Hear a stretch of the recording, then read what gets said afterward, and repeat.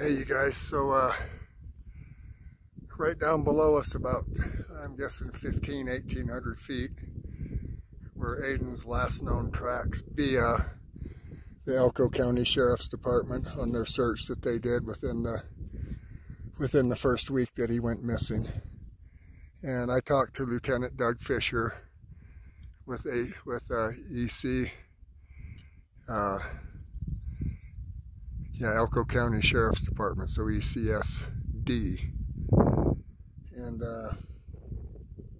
we talked for about a half an hour. He gave me a lot of information, you guys, a lot of insight. And I asked him before I hung up the phone, Doug, what's your personal opinion? And he said, Ty, you would not believe the country that boy went over. He goes, it's my assumption, he goes, that I think he went over the hill to the west. So we're up on that hill right now.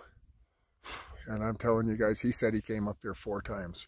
So I think that ridge right there is a big possibility to go down into that canyon. And I've been down, not down that canyon, I've been up that one, up this one, and then one more that Chris and I were on, but that doesn't really mean anything. There's a way up and a way back down. And some of them I walked ridge lines up, some of them I walked the wash up, it just depended. There's Chris right there. We're gonna get up to the top here and he's gonna do a bunch of drone flying where he can fly a bunch of these ridge tops and cover the tree lines and stuff down below us. Like, see that group of tall, I think it's shrub oak and stuff that hasn't turned green yet. You guys, the snow just disappeared from up here. So for someone to walk up this high a month ago, they would have had to have walked in the bare spots. They would not have walked probably up that wash because the snow would stay in there. And the big indicator is, see the vegetation? That's where the snow lingers the longest.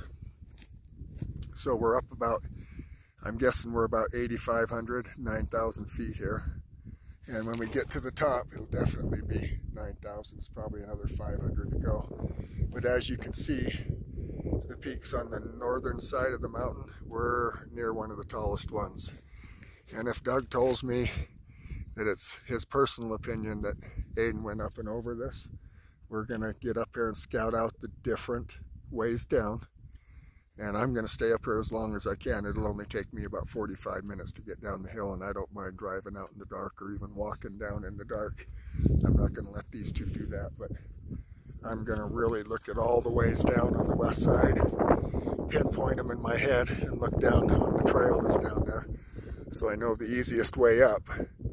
And when we're done searching this little valley down here below us that you see, which is gonna take us a while, I've always been over the assumption that they searched this really hard, 1,800 man hours, and that he very well could be over the hill here, kept going where nobody expected him to go. Who knows? So we're going to get up to the top and eliminate the ridge line and the trees right near the ridge line. Heavy brush like that, Chris is going to fly all of this. So, and as you can see, you walk sideways and switchbacks up this. And I'll go down the same way, but I'll go down pretty fast. Hopefully not tumbling. So I'm going to wait for those two to catch up, and we're going to take a break here before we hump the last 500-600 feet to the top. As you can see, we're already higher than almost all the peaks around us. That's Wells off that way. That white spot you see way off in the low part of the valley, that's that runoff lake. So I've definitely got phone service up here. Definitely would have gotten a ping. So this is where we're going, you guys. Up to the top, it looks like it's at least another 500. And we'll take, it's almost noon now, so I'm guessing another half hour to the top. Maybe an hour, I don't know.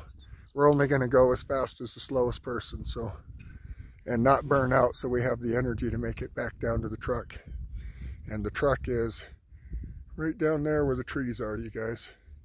We probably drove it up 500-600 feet. Oh, it's the last area where the trail ends, so